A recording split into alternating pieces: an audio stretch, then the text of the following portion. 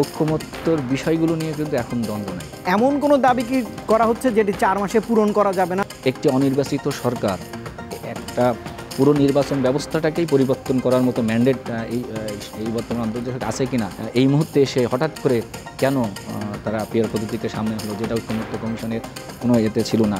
যেখানে গণতন্ত্রেরই প্রতিষ্ঠা ঠিক মতো হয় নাই, সেইখানে আসলে এই রকম দাবিগুলো সামনে নিয়ে আসলে আমরা এখনই সেটা চর্চা করার সুযোগ পাবো না। কিন্তু এখনকার সময় আমরা দেখি যে মাঠে ফয়সালার নামে এক ধরনের মব তৈরি করা, এক ধরনের অস্থিরতা তৈরি করা, অপরের যাত্রা ভঙ্গ করা বা একটা ডিলেইং ট্যাকটিক্স, দেরি করে আমি আমার মাঠ গোছালাম, আরেকজনকে ব্যস্ত রাখলাম। একটু আরিফুজ্জামান মামুন, আপনি কি পর্যবেক্ষণ দেবেন যে আপনি কি মনে করেন বড় রাজনৈতিক দলগুলোর মতো, অর্থাৎ আমি বিএনপি এবং জামাতের কথাই বলতে চাই, যে এই দলগুলো তো ঐক্যমত্য কমিশনে তাদের মতামত পেশ করেছে, তারা বিভিন্ন দাবি দেওয়া, যেমনটাই সাকিব আনোয়ার বলছিলেন যে বড় ধরনের অনৈক্য দেখা যাচ্ছে, তাহলে কি রাজপথেই ফয়সলা হবে কিনা আগামী 4 মাসে বাংলাদেশের ভাগ্যের? দেখেন, রাজনীতিতে মত এবং দ্বিমত, এটা হচ্ছে রাজনীতির বিউটি। রাজনৈতিক দলগুলোর ভিতরে কোনো বিষয়ে ঐক্যমত্য হবে, কোনো বিষয়ে মতনৈক্য হবে, এটাই হচ্ছে সমস্যা। দেখেন, 5ই জুলাই আন্দোলনকে কেন্দ্র করে আমাদের সমস্ত রাজনৈতিক দলগুলোর ভিতরে কিন্তু একদম বিরল একটা ঐক্য সৃষ্টি হয়েছিল, ডান বাম ইসলামী অনেক সব দলগুলোর ভিতরে।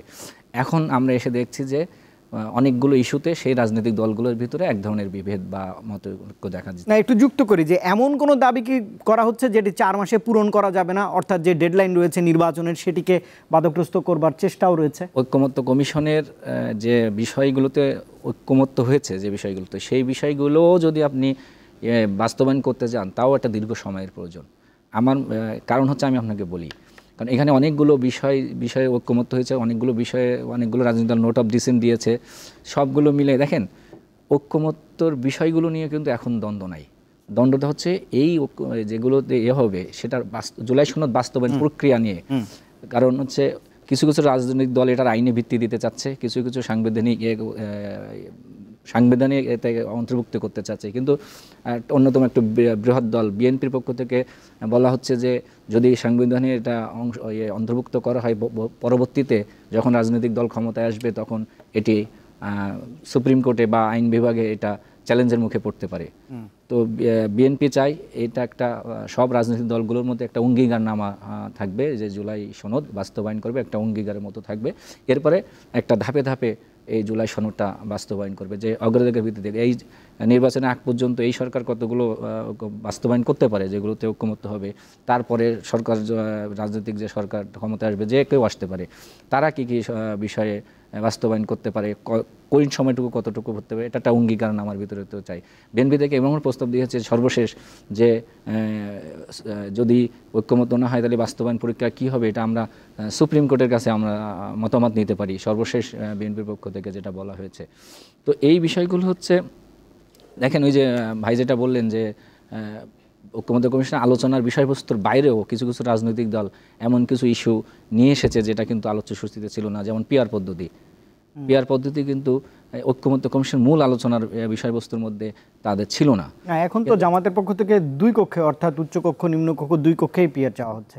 দেখেন, একটা পদ্ধতি আপনি যখন কোনো ইন্ট্রোডিউস করবেন, সেটার কিন্তু একটা পূর্ব প্রস্তুতি দরকার লাগে, এবং একটি অনির্বাচিত সরকার একটা পুরো নির্বাচন ব্যবস্থাটাকেই পরিবর্তন করার মতো ম্যান্ডেট এই বর্তমান অন্তর্জাতিক আছে কিনা, এটাও ভেবে দেখতে হবে। এবং জামাতের যে দাবিটা জামাত করছে, সেটাও কিন্তু এক ধরনের ভাবার বিষয় আছে, যে পিয়ার পদ্ধতি এই মুহূর্তে এসে হঠাৎ করে কেন তারা পিয়ার পদ্ধতিকে সামনে আসলো, যেটা ঐক্যমত্য কমিশনের কোনো এতে ছিল না। অনেক রাজনৈতিক দলগুলোর মধ্যে উচ্চকক্ষে পিয়ার পদ্ধতি চালু হতে পারে বলে একটা হয়েছিল, কিন্তু নিম্নকক্ষে পিয়ার করার কথা খুবই 2-3টা দল ছাড়া কেউ নেই। ইভেন গণ অধিকার পরিষদ, গণসংহতি আন্দোলন, ভাই নাগরিক ঐক্য, এরাও কিন্তু নিম্নকক্ষে পিয়ারের কথা বলেনি। এটা পিয়ারের কথাটা এসেছে 2-3টা দলের পক্ষ থেকে, এবং আমার মনে হয় এটার পিছনে নিশ্চয়ই তাদের রাজনৈতিক কৌশল আছে, এবং বিএনপির পক্ষ থেকে অলরেডি বলা হয়েছে যে পিয়ার পদ্ধতির পক্ষে বা জামাত আন্দোলনে যাচ্ছে। বিএনপিও ঠিক নির্বাচনে একটা আবহাওয়া তৈরি করার জন্য বিএনপিও তার শান্তিপূর্ণ কর্মসূচি দিবে, এরকমই আমরা জানি। ওয়ালটন এখন দেশের সীমানা পেরিয়ে পৌঁছে গিয়েছে 50টিরও বেশি দেশে। ওয়ালটন, ঘরে ঘরে বিশ্বজুড়ে। না, কিন্তু আরিফুজ্জামান মামুন, এতে করে কি সাংঘর্ষিক রাজনীতির দিকে আমরা যাচ্ছি কিনা? সাংঘর্ষিক রাজনীতির দিকে আমরা যাচ্ছি, কিন্তু আমি যেটা বিশ্বাস করি রাজনীতির, শোনেন, গণতন্ত্রের একটা সবচেয়ে বড় বিষয় জানেন, আলোচনা। হ্যাঁ, আমি মনে করি যে এক ঐক্যমত্য কমিশনের মেয়াদ 1 মাস বাড়ানো হয়েছে। আপনি যেটা বললেন যে উনিও বিশ্বাস করেন এবং আমিও বিশ্বাস করি, যত দলগুলোর মধ্যে ঐক্যমত্য থাকুক না কেন, আমরা জুলাইয়ের যে চেতনাকে ধারণ করে এই রাজনৈতিক দলগুলো শেষ মুহূর্তে একটা ঐক্যমত্যে আসবে এবং একটা সুন্দর সমাধান হবে এবং দেশ রাজনীতি যে নির্বাচন ফেব্রুয়ারিতে ঘোষিত যে সময়সীমার মধ্যেই নির্বাচনের দিকে আরও সুন্দরভাবে দেশ যাবে, এটা আমি বিশ্বাস করি। তাসমিমা আক্তার, আপনার কাছে একটু ফিরতে চাই। আজ প্রধান উপদেষ্টা বলেছেন যে ফেব্রুয়ারিতে তো নির্বাচন হবে, এটা তিনি বলছেন। আজ তিনি একটু ভিন্ন মত পোষণ করে বলেছেন যে দেখা যাচ্ছে যে এই নির্বাচনকে পেছানোর এক ধরনের পায়তারা রয়েছে। প্রধান উপদেষ্টা আজকে ইউরোপীয় ইউনিয়নের সম্ভবত একটা প্রতিনিধি দলের সঙ্গে কথা বলেছেন, তখন তিনি এই মত ব্যক্ত করেছেন। একই সঙ্গে বড় রাজনৈতিক দলগুলো, যেমন বিএনপির পক্ষ থেকেও বলা হয় যে নির্বাচন পেছানোর একটা পায়তারা রয়েছে। আবার অন্য যে রাজনৈতিক দলগুলো আছে তারা বলছে এই নির্বাচন পেছানোর পেছনের কারিগর বিএনপি নিজেই। কেমন হয়ে গেল না এই কথাগুলো? নির্বাচন নিয়ে তো আসলে রাজনৈতিক দলগুলোর মধ্যে প্রতিযোগিতা থাকে। সেই প্রতিযোগিতাটা একটা গণতান্ত্রিক পদ্ধতির মধ্যে হওয়া, একটা সুস্থ প্রতিযোগিতা হওয়া, সেটাই আমরা আসলে আকাঙ্ক্ষা করেছিলাম। এবং গণঅভ্যুত্থান পরবর্তী সময়ে আমাদের মধ্যে যেটা ভাই বললেন যে আসলে আমাদের মধ্যে যে একটা ঐক্য, একটা সহমর্মিতা ছিল, দেখা গেছে যে সেটা ক্ষমতার প্রশ্নকে কেন্দ্র করে বা নির্বাচনকে কেন্দ্র করে নানান রকম ভিন্নতা আমাদের মধ্যে দেখা যাচ্ছে। এবং এই সুযোগটা কিন্তু, যেটা আমি আগেও বলেছি, গণঅভ্যুত্থানের যারা বিরোধী শক্তি তারা কিন্তু বারবারই এই ধরনের একটা অস্থিতিশীল পরিস্থিতি যদি দেশে তৈরি হয় সেটার নানান সুযোগ নেওয়ার চেষ্টা করবে এবং সেই চেষ্টাটা থাকবে। তো এখানে আসলে আমার কাছে যেটা মনে হয় যে বাংলাদেশের পরিস্থিতি এখন যে কোনো সাধারণ পরিস্থিতির মধ্যে আমরা আছি তা না।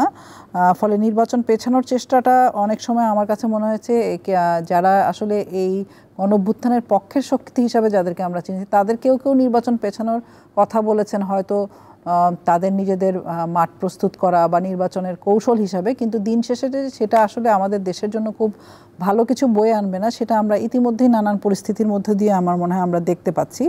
ফলে এখানে আসলে আমার মনে হয় বিষয়গুলো আমাদের প্রত্যেকটা রাজনৈতিক দলেরই বিচার করা উচিত। কারণ আপনি ধরেন এই যে আমরা ঐক্যমত্য কমিশন নিয়ে আলাপ করছি, সেখানে আমরা দেখতে পাচ্ছি যে নতুন নতুন অনেক আলোচনা আসছে, যেটা নিয়ে দুজনে আলোচনা করলেন যে পিয়ার পদ্ধতি, জামাত এখন গণভোটের কথা বলছে, উচ্চকক্ষ নিম্নকক্ষ উভয় কক্ষ পিয়ারের কথা বলছেন। এবং আমরা নেপালের দিকে যদি তাকাই, সেখানে কিন্তু 13 বছরে 9 বার সরকার পরিবর্তন হয়েছে। ফলে আমাদের দেশের মতো একটা যেখানে গণতন্ত্রেরই প্রতিষ্ঠা ঠিক মতো হয় নাই, সেইখানে আসলে এই রকম দাবিগুলো সামনে নিয়ে আসলে আমরা এখনই সেটা চর্চা করার সুযোগ পাবো না। এবং মাঠে অনেক কিছুই ফয়সালা হয়, এতে কোনো সন্দেহ নাই। কিন্তু এখনকার সময় আমরা দেখি যে মাঠে ফয়সালার নামে এক ধরনের মব তৈরি করা, এক ধরনের অস্থিরতা তৈরি করা, সেটা আমাদের কারোরই কাঙ্ক্ষিত না। ফলে এখানে আমরা সংস্কারের কথা, যেমন বিচার সংস্কার এবং নির্বাচন, এই সরকারের যে রোডম্যাপ, সেই রোডম্যাপের মধ্যে সংস্কারের অনেকগুলো ধরন আছে। কিছু আছে সাধারণ সংস্কার, কিছু আছে মৌলিক সংস্কার, সংবিধান প্রশ্নে যে সংস্কার, সেগুলো খুবই গুরুত্বপূর্ণ। তো সেই বিষয়গুলো নিয়ে আমাদের আলোচনা চলছে। কিন্তু রাজনৈতিক কৌশল হিসাবে বা নির্বাচনের কৌশল হিসাবে আমরা যারা মানে গণ অভ্যুত্থানের পক্ষে বলে দাবি করি, তারা যদি অপরের যাত্রা ভঙ্গ করা বা একটা ডিলেইং ট্যাকটিক্স, দেরি করে আমি আমার মাঠ গোছালাম, আরেকজনকে ব্যস্ত রাখলাম, এরকম নানা কায়দা করতে থাকি, সেটা কিন্তু আমাদের কারোর জন্যই খুব ভালো কিছু হবে বলে আমার কাছে মনে হয় না।